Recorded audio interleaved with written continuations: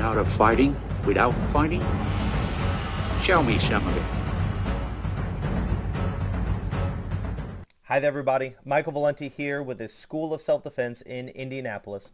And in today's video, I am going to be reacting to the 52 block system. This is a request from Nielsen Glinton, who asked me to take a look at the system and give my thoughts on how effective I think it would be for self-defense. I told him that I'm not very familiar with the 52 block system. From what I understand, it comes from like the jailhouse rock kind of background, prison fighting, and has been commercialized from there. So I asked him to send me some videos that he thought would be a good representation of the art so that I could take a look at it. I've tried to do this video once with a video he sent me of two guys sparring, and I felt that it was not a very productive video because the guys are sparring pretty light, and I just ended up kind of trashing them the whole time, and I just don't necessarily think that it was a productive video as far as teaching self-defense and looking at self-defense. One thing I will say already, just from looking at the videos he sent me, is that everything I've seen thus far is coming from a street fighting perspective, not a self-defense perspective. Those two things are different. Self-defense is when someone is attacking you and you don't want to fight, you've not agreed to fight, you aren't putting your dukes up and brawling it out with a guy. Self-defense is someone attacking you. So imagine someone mugs you at an ATM, or a boyfriend who doesn't take no for an answer. That's self-defense. Street fighting is illegal. Street fighting is stupid, and I don't condone street fighting at all. I am coming to this from the position of a self-defense instructor. So that's how I'm going to be looking at this primarily. But I also understand that that's not necessarily everyone's goal when it comes to studying martial arts. So let's go ahead and get into it. This is a video, I think it's from the New York Times. We have no audio to avoid copyrights and things like that. We're going to be looking at people's techniques. Let's go. So I watched through this video once already so that I could hear what the audio was saying, so I kind of get a sense for what they were talking about. I'm pretty sure this guy is coaching this guy. And so they're just working techniques. They aren't really fighting each other, at least as far as I can tell. So one thing I was seeing that I just disagree with wholeheartedly. So it's important that if you are sparring with someone, if you're kickboxing with someone, that you kind of keep your hands moving. If your hands are too still, it becomes very obvious when you punch. But on the flip side, you don't want to exhaust more energy than you need to. And if you watch this guy here, that he's just constantly wackadooing his arms all over the place. This kind of method of hand movement leads to a lot of mental distractions. And so it's very difficult for this guy to really pay close attention to his opponent.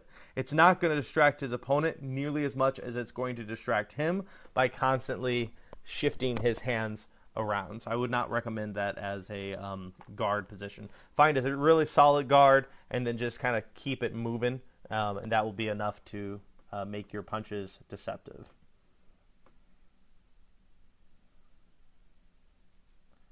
So let me take a look at, we're kind of clipping through these shots really quick, and I want to take a look at this guard that he starts off with. So right here you can see the guy in the hoodie is holding his hands up like this. And through watching a couple of these 52 block videos already, I can see that they kind of intend to close that gap up. But to me, that's kind of foolish because that is assuming that you are faster than your opponent. And in a self-defense situation, not only can you not know that because you've never fought the guy, but moreover, you should train as though your opponent is faster than you. When it comes to training self-defense, even if you have some really outstanding attributes, like you're strong, or you're fast, or you have great cardio, you don't want to train as though you have those attributes. You allow those attributes to enhance your techniques, but you train as though you don't have any advantages at all. You train as though the person is bigger than you, they're stronger than you, and they're faster than you. That way, no matter what advantages your opponent has on you, you have been training for that advantage. I don't like this guard. It's leaving his midsection open. It's leaving his head open.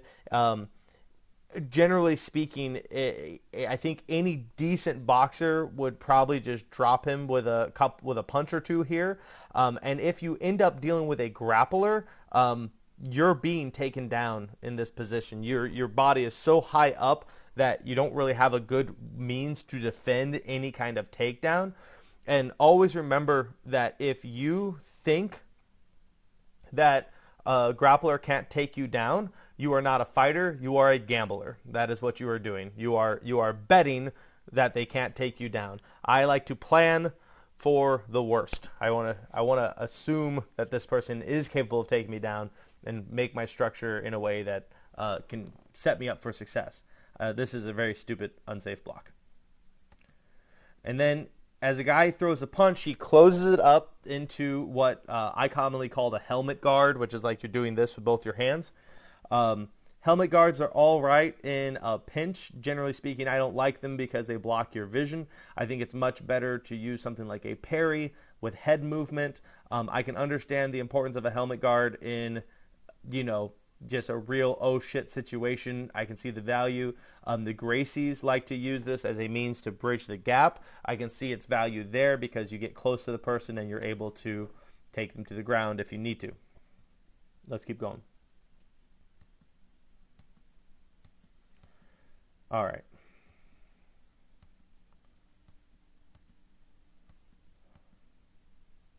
Yeah, the constantly moving the hands is not necessarily the smartest thing you could do.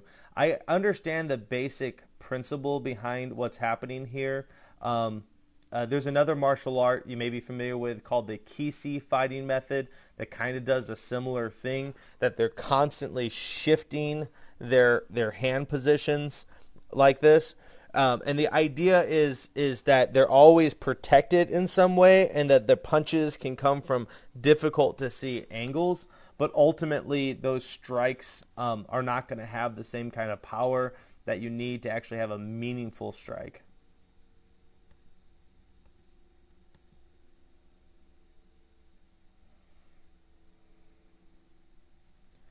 Boy, no, this is this is very frustrating for me to watch because all of this movement, as far as I can tell, has no real end implication or end effect on the actual fight. They're doing a lot of extra. It would be much better for them to have a guard and learn how to fight from a particular guard that's predictable than to have all of these different blocks. Kind of think about it this way. If I were to be shooting a gun, right? And let's just say that I had a rifle and I had like a scope on it. Once I have my scope like zeroed in and I can hit my target, I'm always shooting the same rifle. I'm always using the same sight. So I'm going to be more accurate. What they're doing is every couple seconds they're changing their gun and they're screwing around with their sight. By constantly changing what position you are in, you're effectively constantly switching from one kind of defense to another kind of defense to another kind of defense, which then greatly changes your tools. So if my hands are on center line like this, I'm going to tend to use straighter tools. If my hands are more to the side like this, I'm going to tend to use circular tools. If my hands are up like this, I'm going to tend to use hammer fists. And so each position is going to need a different response to the person's punch, which is just overcomplicating the situation. When it comes to self-defense, we want things to be as simplistic as possible so that our options to select from are very few, so we can make decisions very, very quickly. And what I just saw here was this guy get punched in the face. So he has his arms open, inviting the punch. Where we go back, where was that? Maybe I missed it. Yeah, right there. So I know the idea here is that he's catching that punch. In reality, that punch goes through and smacks you in the jaw. Your ability to squeeze your arms together, is not as strong as the forward force of this punch. This punch would go straight through and would drop that guy. Whatever the heck this is, trying to catch a punch with your two arms, that's not very intelligent. I don't recommend it. It's overcomplicated and is a little bit fantasy martial arts in my opinion.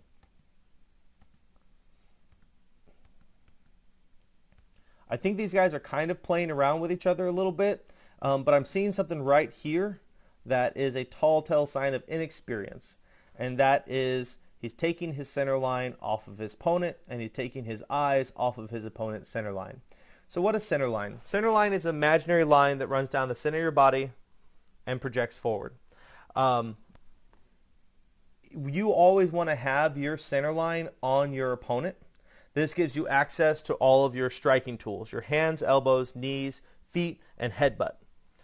You always want to have your eyes on your opponent's center line to the best of your ability. That way you can see all those tools from your opponent. What this guy has done here by turning his head this way is he's created a massive blind spot where his opponent is. And so now anything his opponent throws at him is he's not going to see coming. And there's a saying we have in boxing, which is it's not the punch you see that knocks you out, it's the punch you don't see that knocks you out. Especially with a hoodie on, which is foolish anyways, but for fighting. But he's created such a huge blind spot here. Now he's kind of thrown up a shield block, but that's not really going to keep him safe. And if this guy was meaner, obviously they're just kind of playing with each other, I think he would get obliterated for this mistake. And he's still looking away. Still looking away. Now he's made contact. Now he's actually taking the time to look at him. I do like the ball hits. That's nice. So this guy, this bigger dude is just that punch goes unanswered. That punch goes unanswered. So both those gut shots didn't work. Why did those gut shots work? Why was he able just to go back? Look at that. Look how clean those hit. Well, why? Well, it's because the guy is keeping his elbows so damn high.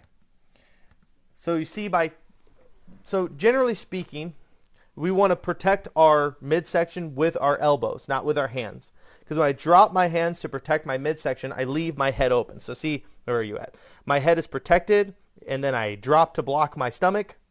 I get hit in the head. But instead, my head is protected. I block with my elbow. My hands are still up to protect my head. By holding a shield up like this, his midsection is just open for free. And you can see the guy in gray goes to block those punches. He tries to block them once with an elbow, but he still gets hit. Then he tries to use like a Kan Sao from Wing Chun, still gets hit. No good. So generally speaking, we want to keep our elbows near our ribs. I always say keep your hands above your collarbones, but you want your elbows near your ribs so that you can deflect things with your elbows. By keeping his hands that high, he's leaving himself exposed to quite a lot of punches. And as you just saw, his coach could just like hit him like that. So that's a mistake. But what he does next is hilarious. He gets low into a Philly shell. So this guy's also in kind of a shitty Philly shell. That's where you keep the lead hand low and the rear hand high. Generally speaking, the Philly shell is a better striking tool for like a mid-range fighting style. If I'm this close, I would prefer something along the lines of like the Mike Tyson peekaboo method. But I love what he does here. He goes hammer fist to the balls, uppercut to the balls. I love it. And it looks like his coach successfully defends against the hammer.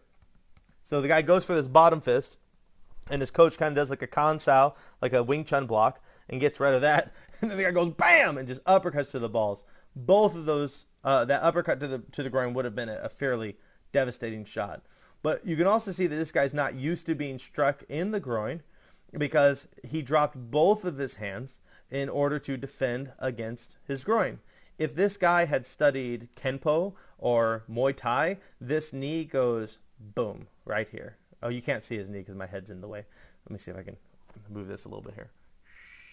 There we go. See, that knee would go right into his head. All right, let me angle that back. There we go.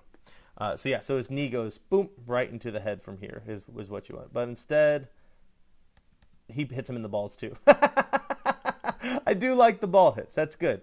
Yeah, so he does a bottom fist to the nuts as well. So goes uppercut to the balls, and he goes, looks like he's trying to go for like a spleen shot that's a little low, and then he goes boom, bottom fist in the nuts. Generally speaking, that's a good strategy. Now what he's doing here is actually really good.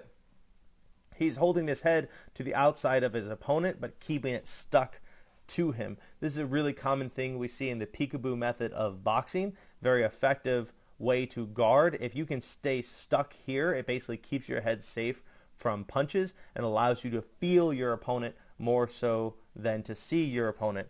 One thing that we do in grappling, so when I do judo or jiu-jitsu, is that you find really quickly that you don't need your eyes very much once you make contact with an opponent.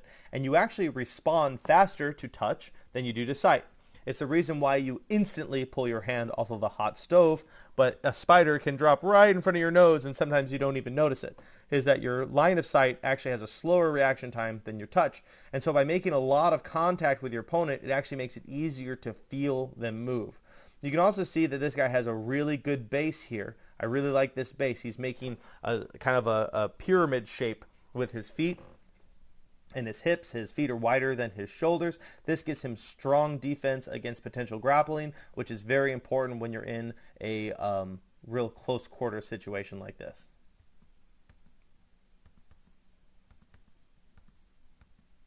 Now they're both practicing ball shots. What was that? It was like 8 ball shots. Look at that. Oh man, that was good. I want to go back. No, go back. I want to see the nuts. Hit him in the nuts again. He goes, bap, bap, bap, bap. So 4. He just goes right into the balls. I actually had that experience that when I was about 17, I had a guy who told me he had the ultimate martial arts technique and he wanted to fight me. So I agreed to fight him. And this guy is such a troll. He actually agreed to a real fight. And then what he does is he's like rock and roll slides on the ground, like woo, on his knees, and just starts uppercutting the groin. It was one of the funniest things I've seen somebody do.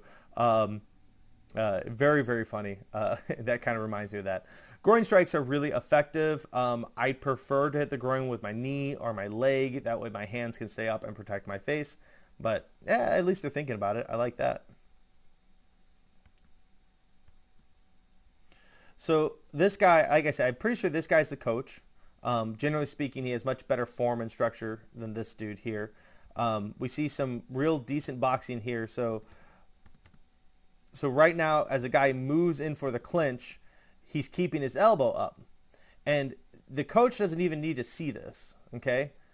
So if you look here, his eyes are pointed down here, but he can feel, see how his hand's here? He can feel that this guy's elbow is up shielding his head, which is generally a good thing. You want to protect your head, but that leaves these ribs exposed in this close quarter, and this guy can't see that he's going to get hit. And so the guy just, boom, immediately comes through with a punch. He actually kind of went in for an uppercut, which is all right, but I actually think a more devastating shot would have been right here on the floating rib. That's where I would have gone with that. That I would have instead stopped my punch there and hit the rib. But instead he kind of goes underneath for an uppercut. This guy does a downwards block. I'm not a big fan of any block, and I've said this, I think, already this video. I think you should avoid blocks that leave your head exposed. Remember that a broken rib can put you in the hospital. The only thing that can result in someone having to take care of you for the rest of your life is those shots to the head. Always protect your head. Nice. That was a nice, clean, tight punch there. I really like that. So this guy's kind of pushing him back with a wing block or a variation on the bong sao, which this guy has this low kan sao. This is actually very Wing Chun. Everything here is Wing Chun, just so you know. He's kind of turning that kind of bong sao shape into what we call a lan sao. That's a barring arm here. And then he's straight up coming through with a Wing Chun punch right there. That's awesome. That's just a real clean. So he covers. This is making initial contact. That could even be a strike. He feels, I'm using my hand to point. I need to use my cursor to point. He feels that he's got this cover over this hand, and so he comes in with a nice straight shot. That's really beautiful. And the guy can't really block it in time. If you watch here, Yeah. So the guy ends up bringing his hands up to protect his head, which once again leaves his body exposed, so that's a problem. But that was a really clean exchange on this guy's case. So stomach. Yeah, so one thing that we see in boxing that we want to avoid when kicks are allowed, all right?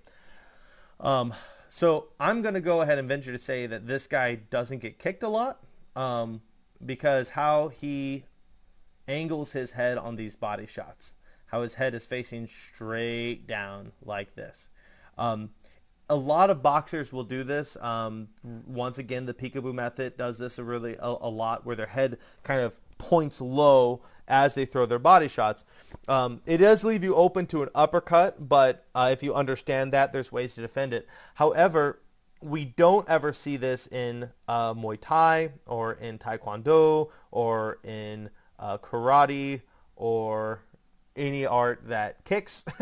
And that's because that exposes you to knees and snap kicks and all sorts of tools that I don't want to take my head closer to the most powerful tools that the body has.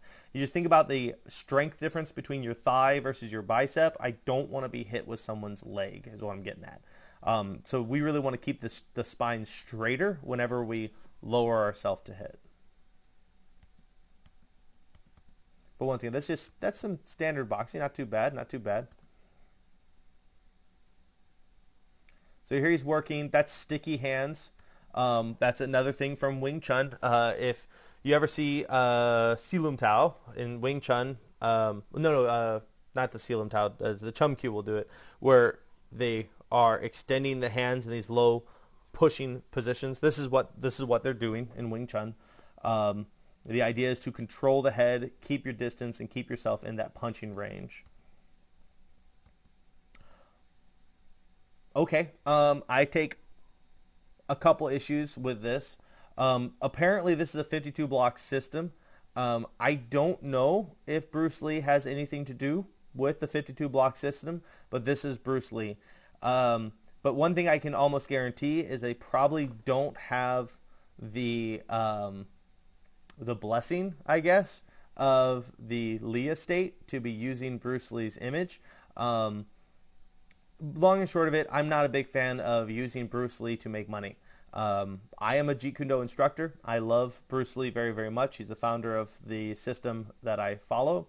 But generally speaking, I think if you aren't associated with Bruce Lee, if you don't have if you aren't, I guess, blessed by the Bruce Lee family, you should not use his image to make money. That'd be wrong. And I don't know if they're doing karate as well, but I guess that's just way down the line. All right, so now he's teaching. That's like a Lan Sao. Let's see here. And in this, he's talking about kind of the origins of the 52 block system.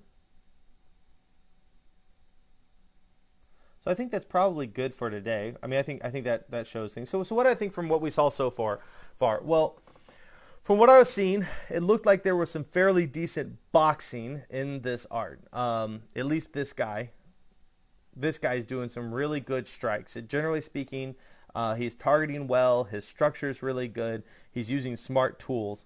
It's the defense, which may be funny because I think that's what makes it different. It's the defense that I have an issue with. That the constantly shifting guards make it so that you're making life a lot more difficult on yourself than you need it to be. It's better to have kind of like 1 or 2 defenses against something than to have 15 defenses. We don't want to have 100 ways to block a punch. Maybe just like 2. So for example, say I'm fighting someone, there's 2 situations in which I want to keep my distance and another guy who I want to get really close. Well, it's good to have a way to do both those things, but I don't really need 12 ways to do both those things. I just really need to know how to do them well. Something Bruce Lee said, and many other martial artists said, is I don't fear the man who knows 1,000 techniques. I fear the man who's done one technique 1,000 times. And that's kind of the idea, is that if you really want to get good at a particular method or particular defense or offense, you have to put in the time to it. the constantly shifting from position to position to position is constantly creating openings. And maybe they think about it the other way. Maybe the thought is like the constant shifting constantly changes where your opponent can hit. But ultimately, I think it's much better to kind of have a stance, understand where it's open, and know how to defend against it. If you have made it this far in this video, we're like 25 minutes in, you clearly like my content. You clearly have been enjoying yourself. So please be sure to hit the subscribe button and hit the bell button and give me that thumbs up. Also, if you live in the Indianapolis area and you'd be interested in training with me, all the information you need to do that is in the description box down below. And I've recently opened up an opportunity for people to train with me via Zoom on Wednesdays, and that is also in the description box down below or on our website, theschoolofselfdefense.com. So until next time, everybody, I'm Michael Valenti with the School of Self-Defense. Fight on.